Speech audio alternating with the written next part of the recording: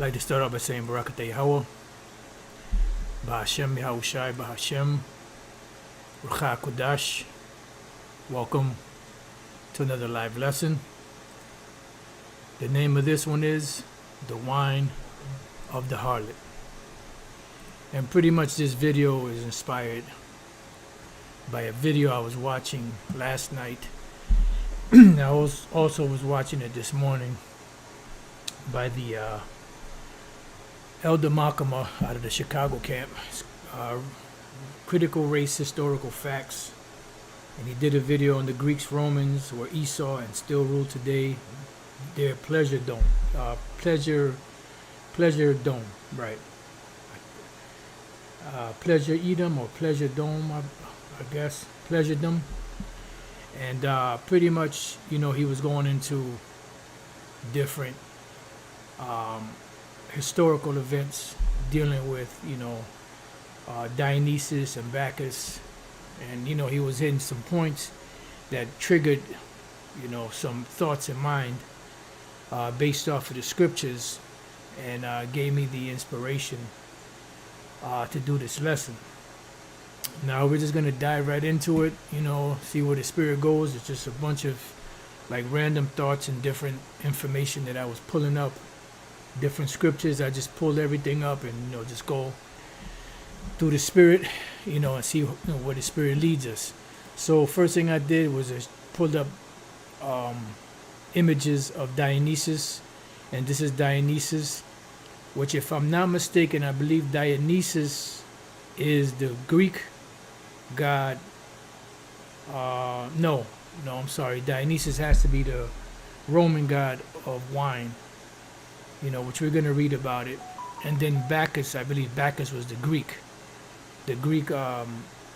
god, which is the same thing. It's the same god. It's pretty much a god of immorality, you know, wine, fertility, you know, and just a bunch of debauchery.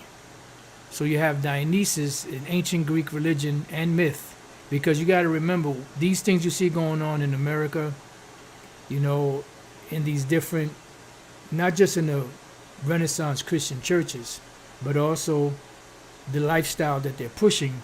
This is a religion. You have to remember that it's a religion to these people. Esau's wine that he's pushing on the planet Earth, this is a part of his religion. This is a part of their beliefs. This is a part of the tenets of their madness. It says Dionysus is the god of the grape, harvest, winemaking, orchards and fruit, vegetation, fertility, festivity, insanity, ritual madness. And a lot of these things you see going on when you see these videos, these music videos, is nothing but rituals. You know, halftime shows at the different Super Bowls and all of these are halftime. These are ritual madness, religious ecstasy. You know, because they have a form of religion, but their religion is on the left-hand side. And theater, all right. And Lord's will we'll get into it, but because all of this entertainment that you see going on in America and throughout the world, especially coming out of America, whether it's music, movies, or whatever, it all goes back to Greek mythology somehow, some way, and it all goes back to the whole setup of America, Babylon the Great, and them pushing their religious beliefs on the world, beginning with their democracy and everything else in between. All right, which Lord's will, we're going to get into that. Now, real quick, we're going to get into Lord's will is Studio 54. Now, Studio 54, when it first started, it was an opera house back in 1927. And then 50 years later, in 1977, it became Studio 54, which lasted 3 years, and they kept it going, but 3 years was the main thing. And afterwards, it turned into a Broadway musical theater or something like that. All right? So there's a lot of history on that, and it's just a debaucherous history, which all goes back to Dionysus, Bacchus, Apollo, and all of the Greek mythology and freakism that was going on in these different Greek, you know, places. And Elder Malcolm, in this video, he was saying how he was riding his bike and he was listening to this one song. The song, I forget the name of the song right now. Frankie Goes to Hollywood, Pleasure Dome or something like that. And pretty much, you know, he was breaking it down how, you know, about the song, and then he was riding his bike and this one Edomite chick was following him. And I guess the song gave her inspiration to make it for the last mile. And I see why, because it reminded her, like he was saying, it reminded her of her college years when she was pretty much freaking off. You know, and that gave her the inspiration to keep going for that last mile that she needed when she heard that song. Anyways, Dionysus, whose contemporary, or should I say whose Greek counterpart, was Bacchus. Bacchus, in ancient Greece and Rome, a god of wine and giver of ecstasy, identified with Dionysus. And you're going to find out that the god of ecstasy, you know, and all of this other stuff is all centered around the sensual emotions, you know, of the harlot's wine. Because that's what they do. They push that sensual, you know, devilish type of feeling to where they make everyone feel free love, you know, make them feel free so that they can do whatever they want. And that is pretty much the sentiment of America, and that is the bottom line, for lack of better words, of the whole concept of America's wine and the things that they push upon the world. And this is why a lot of these countries, especially the men, don't want these devils up in there, because they're seeing how that debaucherous lifestyle is starting to infect their countries. James 3:16, this wisdom descendeth not from above, but is earthly, sensual, devilish. And sensual is something that pertains to the senses, you know, the feelings, the emotions. Let's look up the word sensual. And they make it seem like it's okay. The word there is psychikos, which is like psyche, psychiko or suke, right? Soul, life, mind, of or belonging to breath, right? And pretty much we are put here to pretty much be vessels for the pleasure of Yahawah B'Shem Yahawashi. You know, in the case of Israel. And you have the majority of Israelites that don't want to follow that. They want to follow that devilish, sensual type of life. This is why they'll sell out. This is why they get into whatever they get into. There was a story that I believe it was Fat Joe was telling, you know, about, I believe it was Fat Joe was telling, I don't think it was Big Pun, but Fat Joe was telling the story of how this one chick rolled up on them and she stripped all her clothes off. She got butt naked and said, what I got to do? In other words, what did she have to do to make it? She was willing, she was down to do whatever. I don't remember the chick's name or whatever the case may be, but that's pretty much that what these people will do. They'll be willing to give up their moral beliefs. You know, they'll be willing to, you know, give up their shame, so to speak, you know, or become shameless in order to get recognition and to be able to advance in this society. It says, having the nature and characteristics of the breath, the principle of animal life. Right, and this is pretty much what it is. These people are nothing more than animals out here. They're nothing more than beasts. Their whole thing is centered around their passions, their emotions. They don't care about what's morally right or wrong, especially this GMO crack baby generation now. You know, they don't care about anything that has anything to do with morals. It's all about making money and pleasing the senses. You know, it says, which men have in common with what? With the brutes. What brutes? The brute beasts, the brute animals. And men have that in common because they'll throw away all of their principles, especially Jake, to worship or to benefit in this society. Now, in the book of Romans, I believe it is, right? Just bear with me 1 second. Because Israel has a conscience. But in the book of Romans, I'm sorry, Ephesians, I thought it was Romans, Ephesians chapter 4, I'll start at 17. This I say and testify in the Lord, that you henceforth walk not as other Gentiles or other Israelite foreigners walk, in the vanity of their mind, because they're following their senses. They're not following the moral ways of Yahawah. They're following their senses, and this is what led them astray into that whole Hellenistic mindset that they were in. And it was a job of the apostles to go around and to teach, and those that were a part of the elect would come to them and they would show them how to clean themselves up. You know, how and wherewithal shall a young man cleanse his way? By taking heed thereto according to thy words. Right? It says, having the understanding darkened, because they're Israelites, but the understanding of who the Most High is and who they are was darkened. And this is why they walked in the manners that they did, following behind the heathens. Remember, the scriptures say that the way of the righteous is excellent or something like that, but the ways of the wicked seduceth them. You know, I might be mixing two scriptures together, but pretty much the ways of the wicked seduce them, because it's a seducing and alluring to the senses. It says, being alienated from the life of the Most High through the ignorance that is in them, because they were ignorant. And how did that ignorance come about? That ignorance came about because of the whole generation after generation of being indoctrinated into that whole Hellenized system from their fathers and their fathers and their fathers, because of the blindness of their heart, meaning of their mind, because they didn't have the connection between the Heavenly Father, you know, and themselves, who being past feeling, meaning all of their you know, what's the word I'm looking for?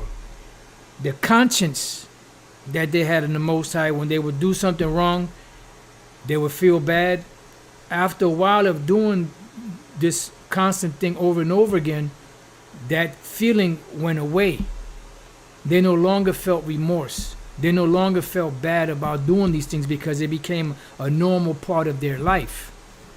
It says, who being past feeling have given themselves over unto lasciviousness, which is all manner of wickedness, to work all uncleanness with greediness. Right, and all of this uncleanness had to do with these heathenistic, satanic rituals that they would do in the name of the gods of the Greeks.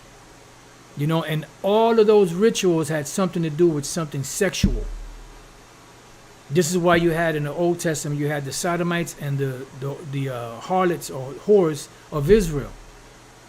Not that they were selling their body on the streets, not that the men were going around just getting popped, you know, and just being homos, you know, but that they were doing these rituals.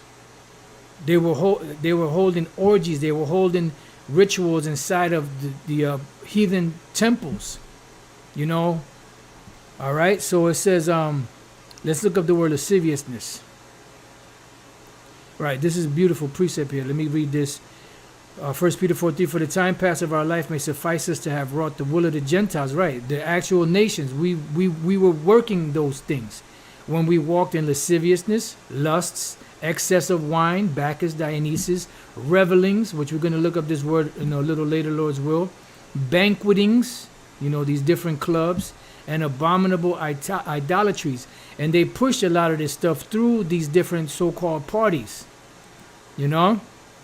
And this is why you had these hip-hop parties or after parties, and in those after parties only the few select can come to them, the different mansion parties. And there was a lot of debaucherous things going on, because they're trying to see what makes each Jake out there pretty much float. You know, how can we allure them? You know, what are they moles? You know, are they into whatever they were into that would appeal to the senses? And Jake goes right along with it, just like they've done many times in the past. So the word lasciviousness is the word asegia, unbridled lust, right? Men on men, women on women. It goes all throughout the scriptures. It speaks about this. Excess, licentiousness, lasciviousness, wantonness, which is undisciplined.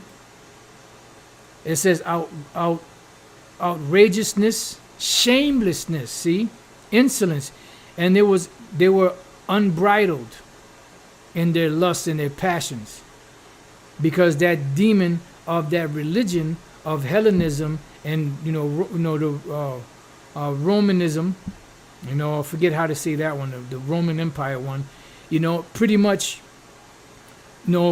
engulfed their senses to where they no longer thought about the Most High. So going back, let's read that one more time. Who being past feeling had given themselves over unto lasciviousness, to work all uncleanness with greediness. All right. So going back to, where were we? Here. So it says the principle of animal life which men have in common with the brutes. All right. The sensuous nature with its subjection to the appetite and passion. It was unbridled. All right. So read this again and let's move on. James 3:15, this wisdom descended not from above, but is earthly, sensual, devilish. And that's the whole concept of these different debaucherous lifestyles that they're pushing out there. Now, Revelation 11:8, it says, and their dead bodies shall lie in the street of the great city, which spiritually is called Sodom and Egypt, where also our Lord was crucified. So we're dealing with spiritual. This place here, this great city, is spiritually called Sodom.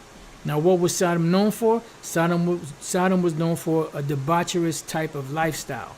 Moles, lesbians,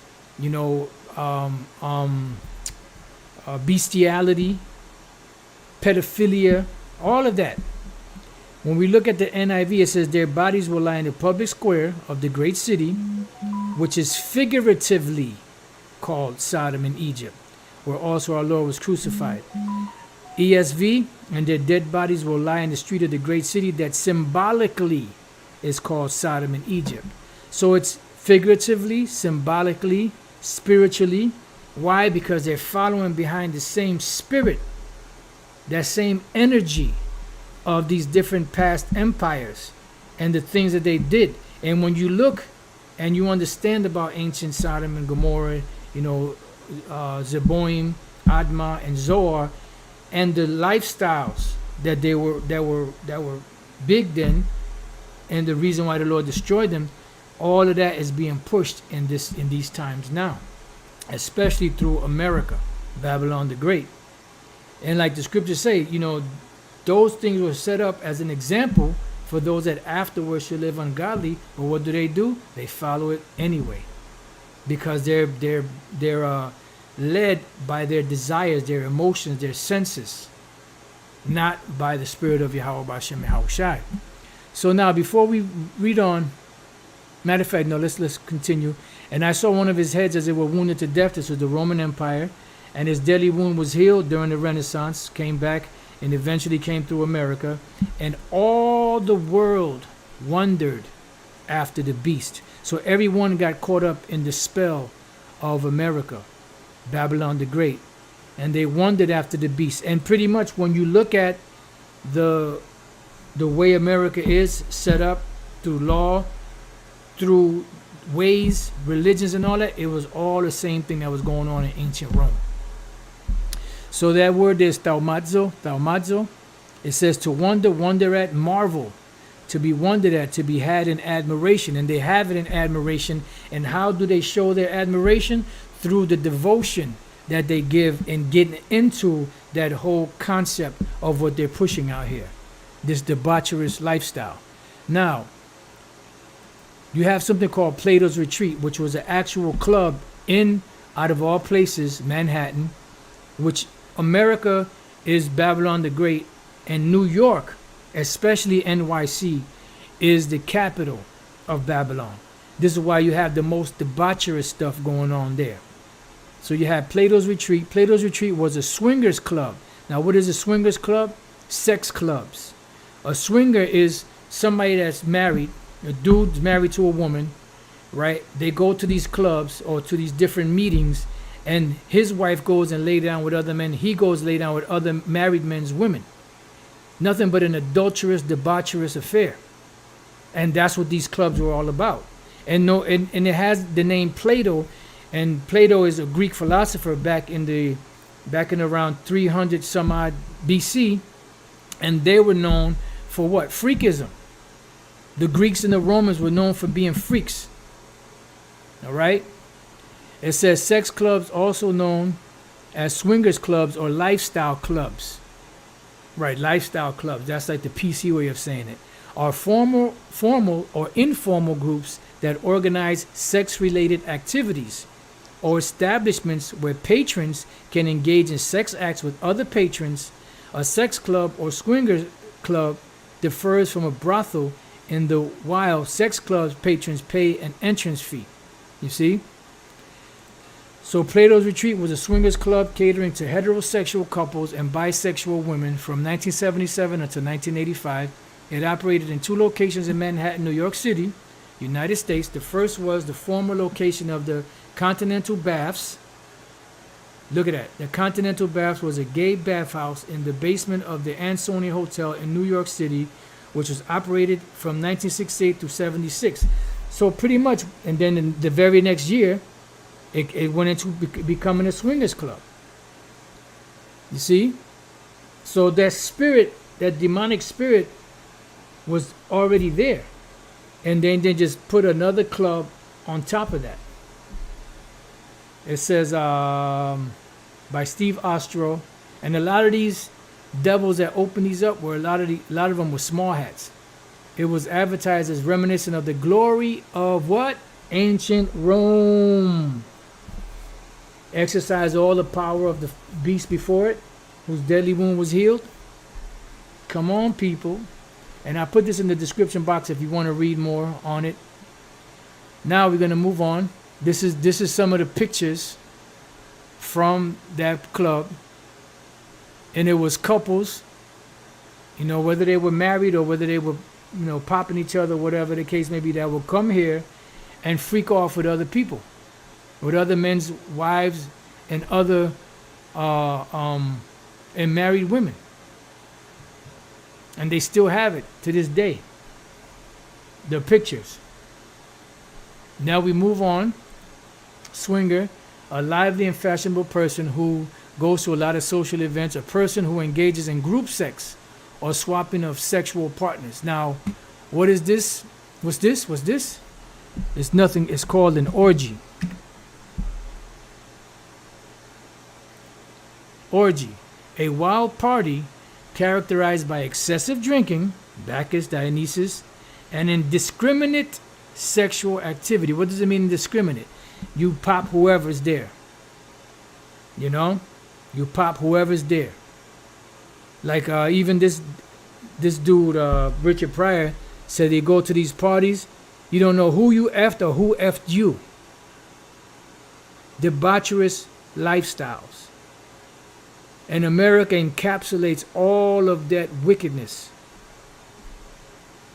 An instance of excessive indulgence in a specified activity. Right, which, you can indulge in other stuff. But the main thing we're looking at is a wild party characterized by excessive drinking and indiscriminate sexual activity. That's what goes on in these different clubs out here. Now, moving on. This is the main let me just see something. I want to move this back. I want to move it back to here. This is the main article. We're going to try to read some of this.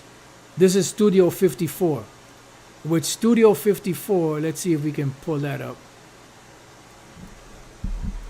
This is where a lot of celebrities in America that were back in the 70s would go to this place. And this was the biggest freak show. You even had grandma, out there on the dance floor. Bunch of freaks.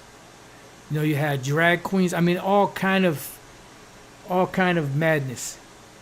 I'm surprised all of these people that are still alive, they used to go there, are still alive, from all the freakism that was going on there.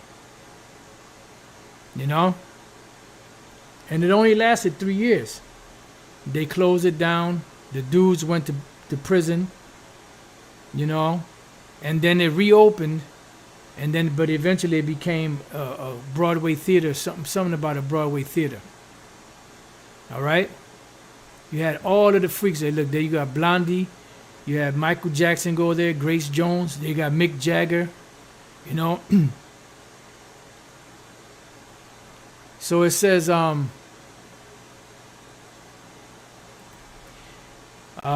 the wild and debaucherous history of Studio 54. Numerous clubs, the Cotton Club, the Moulin Rouge, the Copacabana, evokes a particular era, but none of them achieved the heights that Studio 54 did, where if you got in, you were a star, not just a person. Nightclub Studio 54 was legendary folklore in the history of New York City nightlife, enjoying a reputation like no other. Its unbridled energy, glamour, and crazy creativity will almost certainly never be seen again. For the short period of roughly 33 months, that it was open, Studio 54 was the American Bacchanal. See? An unmatched mix of glitzy refinement and raw depravity, and it was very depraved.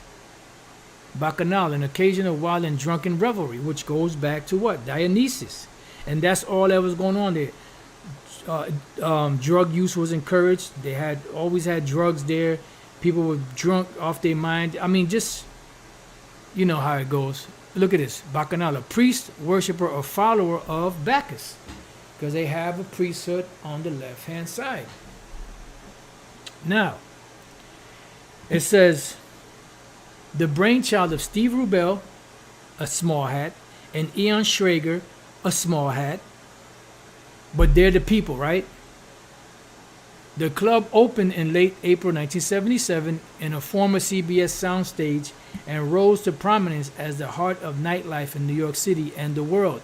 And this nightlife pretty much is, you know, a debaucherous type of lifestyle. That's why Houdini did a song called The Freaks Come Out at Night. You know?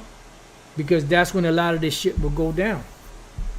It says this article delves into the history of the iconic nightclub that swept the city of New York in the late 70s, its rise to absolute peak, and its eventual decline. And here you have Curtis Mayfield, rolled up. You know, the birth of Studio 54. Studio 54 opened as an opera theater in 1927, see? And became a popular nightclub in 1977, 50 years later, see? The facility had previously been used as a CBS radio and television studio. It was still full of TV sets and lighting gear when Steve Rubell and Ian Schrager transformed it into what we will come to know as the top nightclub of all time. Steve Rubell and Ian Schrager were college roommates back when, you know, we'll skip all of this. You had Donald Trump that was there, Shabba Ranks. That looks like Shabba Ranks. This is Cyndi Lauper. This guy looks familiar. I can't tell who he is. I can't really see who this guy is. Studio 54's refurbishment cost approximately $400,000 and took about 6 weeks from start to finish, even extending until opening day. At the time, the club didn't have a residency or liquor permit, as we would later learn. Even so, the club's immersive atmosphere and prized location on West 54th Street in Manhattan made it an instant hit. Celebrities were among the first visitors thanks to Rubell's connections, cementing the establishment reputation as an elite gathering for the wealthy and famous. From a musical standpoint, Studio 54 did not strive to tread new ground, but rather to feed its fans as well as a well-known diet of dance hits, with disco being the thematic headline at the time. There were live performances by artists like Grace Jones, Donna Summer, and Gloria Gaynor. Still, Studio 54 belonged to the DJs and the complimentary entertainment offered by the club's flamboyant staff and patrons. While disco ruled the pop charts, Studio 54 ruled the discotheques, enjoying a golden era that lasted from its inception on the opening night of April 1977 through its closing night party at on February 4th, 1980. A party dubbed the end of modern day what? Gomorrah. So when they closed in 1980, it was what? The end of modern day Gomorrah. What does that remind us of? Revelation 11. NIV, their bodies will lie in the public square of the great city, which is figuratively called Sodom and Egypt. Modern day Gomorrah. Sodom and Gomorrah. Village, Greenwich Village, Sodom and Gomorrah. Inside joke. The heathenistic riot that was the opening night. Riot, right? Let's go to real quick. I was going to read some of these first, but let's go real quick to Romans 13 and 12.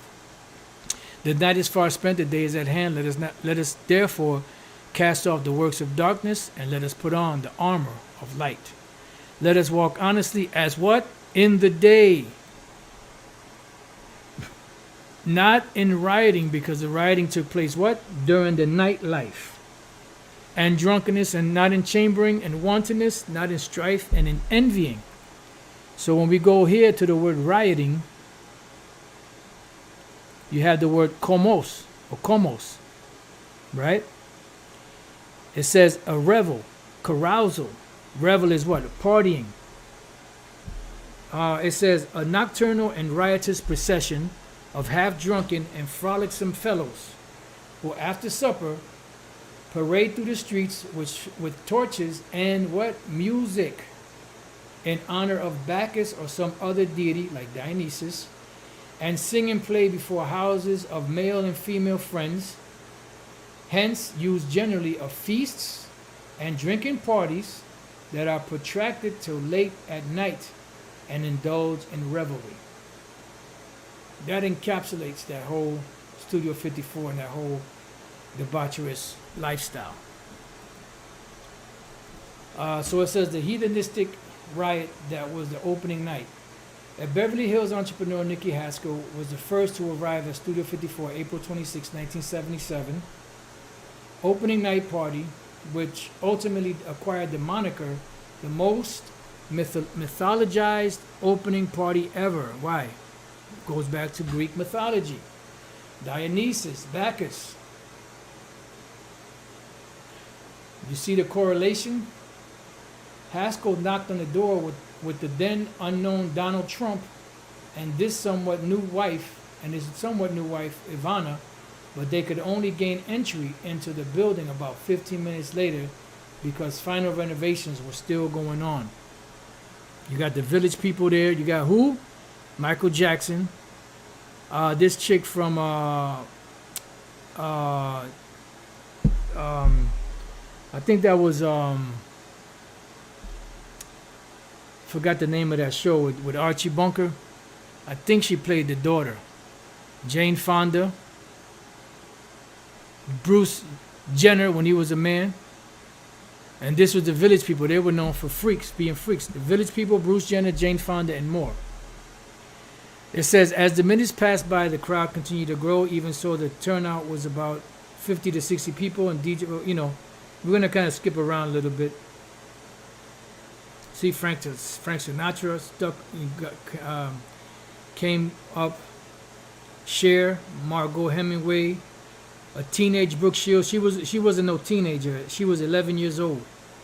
Were among those who made it inside, while Warren Beatty, Kate Jackson, and Henry Winkler weren't as lucky.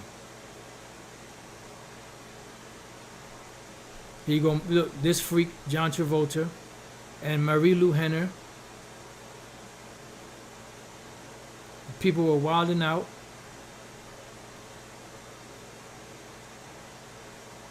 See? Robin Leach was escorting then 11-year-old sensation Brooke Shields.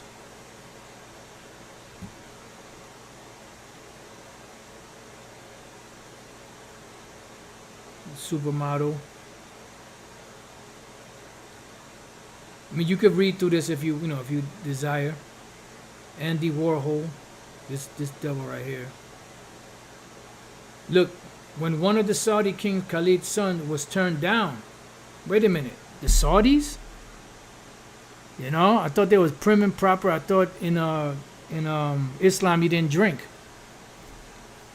Going to the debaucherous party like this, right? And why is that? Let's go to Revelation 17. It says, and there came one of the 7 angels which had the 7 vials, and talked with me, saying unto me, Come hither, I will show unto you the judgment of the great whore that sitteth upon many waters. So now you understand one of the many reasons why America is going to be totally destroyed and annihilated and burnt by fire. Because they promote this stuff. And they know that it's wrong. You know, they promote it, they know it's wrong, but they still push it anyway. Because their whole reasoning as being the accuser of our brethren is pretty much, if they can get Jake to get into that, then the Lord would definitely never come. But what they don't count on is the elect of the Lord being sealed with the Lord's instructions and not falling for this. It says, with whom the kings of the earth, who? With whom the kings of the earth have committed fornication. So who was that? That was the Saudi King Khalid's son. So his son, which is a prince, he was there. And they couldn't get in at this time, right? But the point is that what the fuck is he doing there? Well, because the kings of the earth have committed fornication, and the inhabitants of the earth have been made drunk with the wine of her fornication. This is spiritual wine, symbolic wine. You look up the word wine, oinos, which is wine, metaphorically fiery wine of the Most High, but in this case it's physical wine, but in this case is symbolic wine, which is the a person's what's the word I'm looking for? A person's there's a word for it. In other words, a person's action of getting into, you know, this thing. There's a word for it. I can't think of it right now. Participation. A person's participation, you know, in the debaucherous lifestyles of America. So Lord will come back to this. So let's see.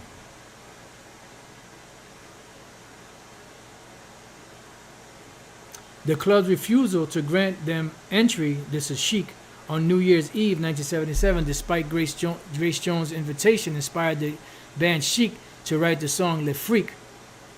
And I think it was supposed to be like Fuck You or something like that in 1978, because I guess they were refused the entry. Inside the club, Studio 54 opened at the height of disco dancing and music craze. Its popularity skyrocketed just after launch, particularly after releasing a widely distributed photograph of actress Bianca Jagger riding a white horse, though not at the studio. That was Mick Jagger's wife at the time. You can see there Brooke Shields. She was 11. Blondie.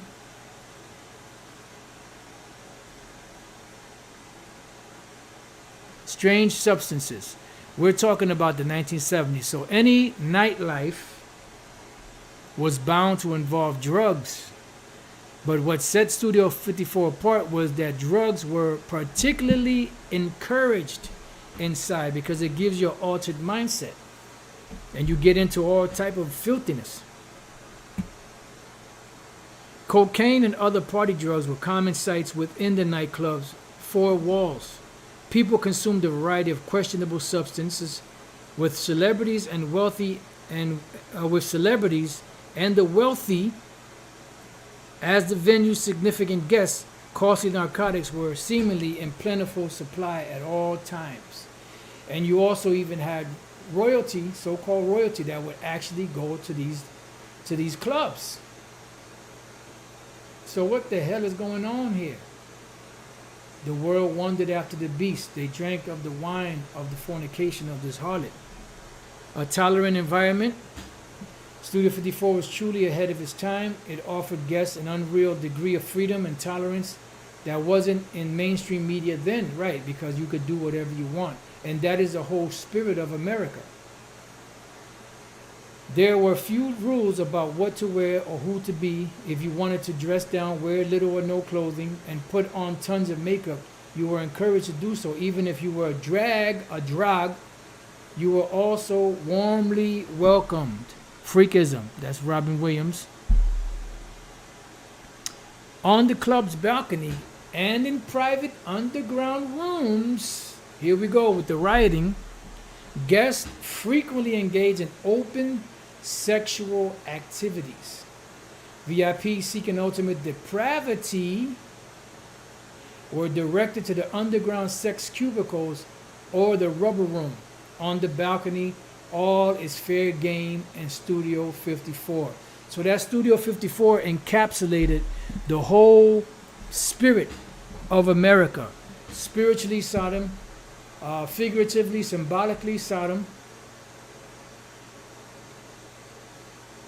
You know, look, you had Michael Jackson, Dolly Parton, Sylvester Stallone, Stevie Wonder, Elton John, and many, many more. Look, until the club's last days, the late Princess Diana was a regular patron. Wait a minute. What is this doing here? It wasn't simply actors and singers who came to Studio 54 to party. Sometimes it was political figures as well. Wait a minute. Wait a minute. Imagine strolling into a nightclub and seeing this group of people drinking. You won't believe your eyes. If you went to Studio 54 in the 1970s, this is precisely the situation you may have seen. Let me read this real quick. Hedonism, Greek hedon, pleasure, yeah. From hedis, sweet or pleasant, as an introspective attitude to life based on taking pleasure yourself and pleasing others without harming yourself or anyone else.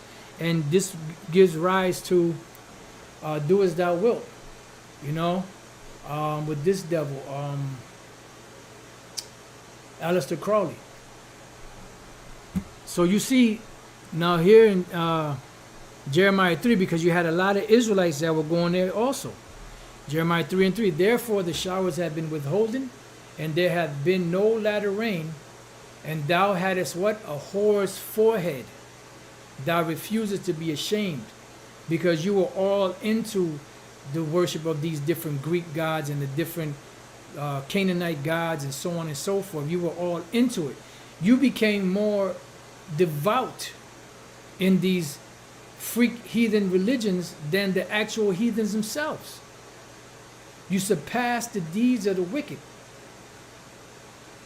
And that's why you had a lot of jakes going to these places. Let's see what else we got. So Revelation 17:3, so he carried me away in the spirit into the wilderness, and I saw a woman sit upon a scarlet-colored beast. The woman is America.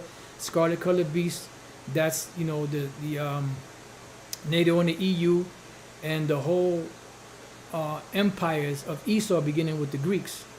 Full of names of blasphemy, because they say that they're the Christians and the benevolent people and the Most High and Yahawashi, having 7 heads and 10 horns, which represents the 7 empires of Esau, and the 10 horns represent the EU with his original 10 members.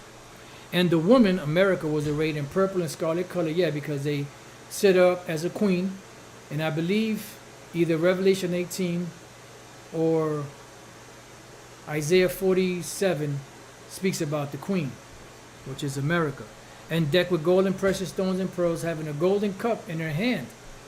And that golden cup is a representation of all of these different philosophies and wines that Esau pushes upon the nations. In her hand, full of what? Abominations and filthiness of a fornication. Because she causes everyone to go off. Because the people of the Lord, the Israelites, have a certain set of rules and regulations that we're supposed to follow. But and the nations and their religions, they have a certain amount of tenets that they follow, that when they come here, they cast those tenets aside. And upon her forehead was a name written, Mystery, Babylon the Great, the greatest conglomeration of confusion, the mother of harlots, because they allow anyone here to worship any religion or any god that they want. And abominations of the earth. What is the top abomination? You know, Moism. Then you have adultery and all other type of debauchery. You know, zoophilia, you know, pedo, and all of that. Let's see. Jude 1 and 7. Even as Sodom and Gomorrah and the cities about them in like manner, giving themselves over to what? Fornication, and going after strange flesh, are set forth for an example, suffering the vengeance of eternal fire, meaning they were destroyed completely. You know, and this should be set up as an example today, not to live that lifestyle, but they live it anyway. Let's see what else we got. And you can read Genesis 19 that goes into the doom of Sodom and Gomorrah. You can read that when you get a chance. So we read Romans 13. 1 Corinthians 6, you know, you can read that when you get a chance. Colossians 3 and 5. Mortify therefore your members which are upon the earth, fornication, uncleanness, inordinate affection, evil concupiscence, and covetousness, which is idolatry. So we have inordinate affection, which is pathos, which is where you get the word feeling, you know?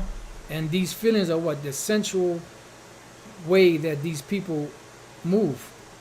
Isaiah 19:14, beautiful precept. The Lord hath mingled a perverse spirit in the midst thereof, and they have caused Egypt to err in every work thereof, as a drunken man staggereth in his vomit. And that's exactly what you see going on here. So pathos, whatever befalls one, you know, if it feels good, do it. Go on and do it. Do it. Do it till you're satisfied, whatever it is. And that's the whole spirit of America. And that became one of the top hits of that group. I'm not sure the name of the group.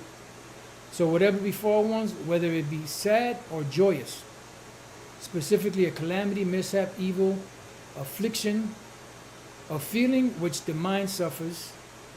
As you read on down, it says passionate deed, used by the Greeks in either good or bad senses. In the New Testament, in a bad sense, depraved passion, vile passions, strange flesh. All right? So that's pretty much the main thing, you know. You have the wine of the harlot. And Studio 54 and others encapsulate that whole spirit of America and the wine of the harlot, fornication. So with that, I pray that you brothers and sisters have been edified. Till the next time I say, Shalom.